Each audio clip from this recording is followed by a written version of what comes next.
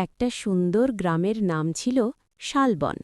সেই গ্রামে থাকত এক শান্ত স্বভাবের ছেলে শাহিন। প্রতিদিন ভোরে ফজরের আজান উঠলেই শাহিন উঠে যেত নামাজ পড়তে। একদিন ভোরে চারদিকে কুয়াশা আর হালকা ঠান্ডা হাওয়া বইছে। শাহিন মসজিদের দিকে হাঁটছে। হঠাৎ সে দেখতে পেল গ্রামের ভিতরে একটা কুকুর, কালু। কালু ছিল একটু ভীতু, কিন্তু খুব বিশ্বস্ত। প্রথম দিন কালু দূর থেকে শাহিনকে দেখেই ঘেউ ঘেউ করতে লাগল। শাহিন থেমে মৃদু হেসে বলল, ভয় পেও না, আমি তোমার বন্ধু। পরের দিন আবারও একই সময়ে শাহিন বের হল। আশ্চর্য, কালু এবার আর ঘেউ ঘেউ করল না, বরং চুপচাপ তার পেছনে হাঁটতে লাগল। দিন যেতে লাগল। প্রতিদিন ভোরে শাহিন নামাজ পড়তে যায় আর কালু তার সাথে যায়।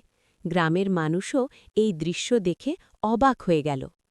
একদিন গভীর কুয়াশার মধ্যে শাহিন পথ হারিয়ে ফেলল। চারদিকে কিছুই দেখা যাচ্ছে না। ঠিক তখনই কালুর সামনে এসে দাঁড়াল, যেন পথ দেখাচ্ছে। শাহিন কালুর পেছনে পেছনে হাঁটতে লাগল, আর কিছুক্ষণ পরই সে মসজিদের সামনে পৌঁছে গেল।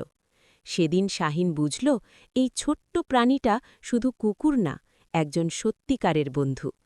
এরপর থেকে শাহিন নামাজ শেষে কালুর জন্য খাবার নিয়ে আসত, আর কালুরও প্রতিদিন ভোরে তার অপেক্ষায় থাকত। শিক্ষা: ভালোবাসা আর যত্ন দিলে মানুষ হোক বা প্রাণী, সবাই একদিন আপনার সত্যিকারের বন্ধু হয়ে যায়।